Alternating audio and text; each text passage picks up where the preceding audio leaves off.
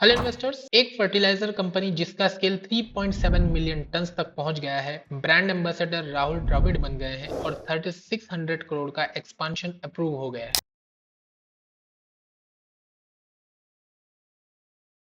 तो क्या Paradip Phosphates limited अब बनने जा रहा है इंडिया का अगला fertiliser giant? Paradeep Phosphates Limited दोस्तों इंडिया की largest private sector phosphatic fertiliser company है, जिसका टोटल कैपेसिटी अब 3.7 मिलियन टन्स पर एनम है आफ्टर एमसीएफएल मर्जर के बाद। कंपनी के पास 3 की प्लांट्स हैं। एक है पारादीप ओडिशा में, गोवा में और मैंगलोर में, जहां डीएपी, एनपीके और यूरिया प्रोड्यूस होता है। डिस्ट्रीब्यूशन नेटवर्क भी मैसिव है, 75,000 प्लस रिटेलर्स, 6,000 प्लस डीलर्स और इनका प्रेजेंस लगभग 18 स्टेट्स में है। यानी from raw material sourcing to farmer reach, PPL is fully integrated. सितंबर 2025 में एमसीएफएल का मर्जर कंप्लीट हुआ, जिसने पीपीएल की कैपेसिटी 23% बढ़ा दी और प्रेजेंस डीप साउथ तक एक्सपैंड कर दी। इस मर्जर के बाद सेल्स वॉल्यूम FY25 में 3.8 मिलियन टन तक पहुंच गया है। मार्केट प्रेजेंस पैन इंडिया हो गया है और प्रोडक्ट मिक्स डाइवर्सिफाइड हुआ है। अब पीपीएल के पास एनपीके, यूरिया और स्पेशलिटी फर्टिलाइजर्स का बैलेंस्ड पोर्टफोलियो है। ये मर्जर ना सिर्फ स्केल बढ़ाता है दोस्तों, बल्कि प्रोक्योरमेंट और लॉजिस्टिक्स कॉस्ट भी रिड्यूस करता है। इकोनॉमिक्स ऑफ स्केल का बढ़ना मतलब हायर मार्जिन। अब आता है पीपीएल का सबसे बड़ा growth trigger,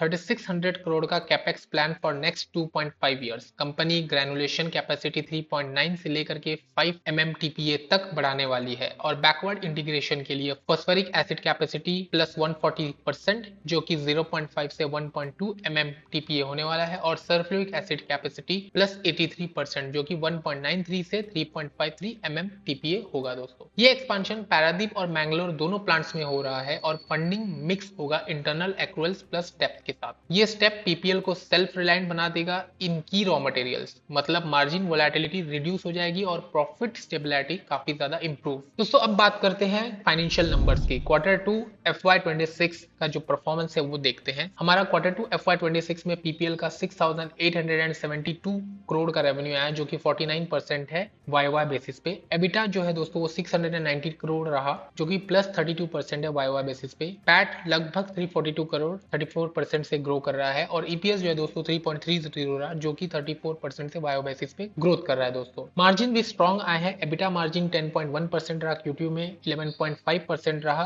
total half yearly में। पैट मार्जिन दोस्तों 4.9% रहा Q2 में और 5.8% रहा टोटल हाफ ईयरली में। यानी मर्जर और वॉल्यूम ग्रोथ दोनों मिलकर पीपीएल को ऑपरेटिंग लेवरेज दे रहे हैं। प्रोडक्शन और सेल्स दोनों में सॉलिड जंप हुआ है दोस्तों। प्रोडक्शन जो है YY बेसिस पे 19% ग्रो किया, सेल्स जो है वो 30% पे YY बेसिस पे ग्रो किया है। N20 ग्रेड फर्टिलाइजर की सेल्स में 52% का YY बेसिस पे बढ़त देखने को मिली है और टीएसपी 39% जंप हुआ है। कंपनी ने SAP D train 5 lakh ton commission किया इन सितंबर 2025, जो सप्लाई चेन एफिशिएंसी को और इंप्रूव करेगा। डेट लेवल्स मैनेजेबल है। Net debt to equity ratio 0.66 है, जो कि 0.64x था FY25 में। Most importantly cash conversion cycle improve हुआ है 88 डेज से 58 डेज पर, which shows efficient working capital management after the merger. Net debt दोस्तों 42,761 मिलियन है और इक्विटी जो है दोस्तों 64,379 मिलियन है। हेल्दी बैलेंस शीट है जो कि फ्यूचर कैपेक्स को सपोर्ट करेगी। पीपीएल ने अपना 4th ESG रिपोर्ट पब्लिश किया और S&P CSA स्कोर 75 तक बढ़ गया है, top 2% globally in chemical sector. Company ने human rights, due diligence, climate risk assessment और सप्लायर ESG फ्रेमवर्क इंप्लीमेंट किया है। ये सब लार्ज FIIs के लिए कंफर्ट फैक्टर बन रहा है। इनके जो MD and CEO mister N Suresh Krishnan है, उनका कहना है मर्जर के बाद उनका सदन प्रेजेंस और स्ट्रॉन्ग हुआ है, स्केल और सिनर्जीज अनलॉक हो रहे हैं और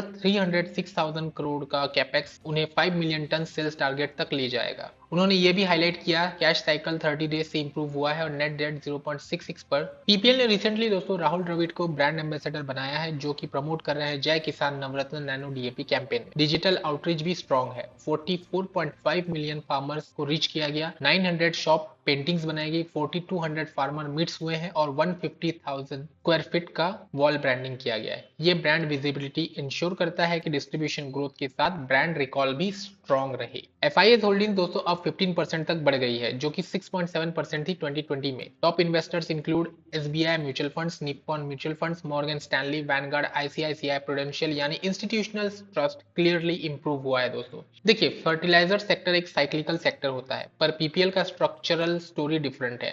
मर्जर के बाद स्केल और cost advantage, capex driven backward integration, stable balance sheet and cash cycle, strong promoter holding और इंस्टीट्यूशनल बैकिंग। दोस्तों अगर आपको इस तरीके की मेरी एनालिसिस पसंद आती है तो इसको जरूर लाइक करिए, सब्सक्राइब करिए मेरे चैनल को, ताकि मैं आपको और भी ऐसे अलग अलग स्टॉक्स की इस तरीके की एनालिसिस में आपको प्रेजेंट कर सकूं, ताकि आपको हेल्प हो सके स्मार्ट डिसीजन लेने में। और अगर आपको लगता है कि पीपीएल एक मल्टीबैगर स्टॉक है और रॉकेट बन सकता है तो कमेंट सेक्शन में जाइए पीपीएल मल्टीबैगर आप कमेंट कर सकते हैं, ताकि मुझे पता चले आप भी नेक्स्ट वेव के लिए रेडी हो रहे हैं। मैं ऐसे ही फंडामेंटल और प्राइस स्ट्रक्चर वाले वीडियोस हर वीक लाता हूं, जिससे कि आपको हेल्प हो सके, आप स्मार्टली इन्वेस्ट कर सके और किसी भी स्टॉक को एक प्रोफेशनल की तरह एनालाइज कर सके। तो दोस्तों अब आगे बढ़ते हैं वीडियो में और देखते हैं टेक्निकल एनालिसिस। तो दोस्तों जैसे मैंने वीडियो के स्टार्ट में बताया था कि मैंने इस स्टॉक में पहले भी इन्वेस्ट किया हुआ है, और ये स्टॉक जो है दोस्तों लगभग यहाँ पर हमने इसको सेल कर दिया था ऑलमोस्ट 210 की 220 के बीच में, कहीं पर 214-15 के लेवल्स पे हमने इसे सेल कर दिया, जिसमें मुझे याद है 118% का रिटर्न मुझे इस स्टॉक के अंदर मिल रहा था। और उसके बाद यहाँ अगर आप देखोगे एक बहुत बड़ी रैली के बाद यहाँ पर हमें जो है एक साइडवेज कंसोलिडेशन या एक प्रॉफिट बुकिंग देखने को मिली है।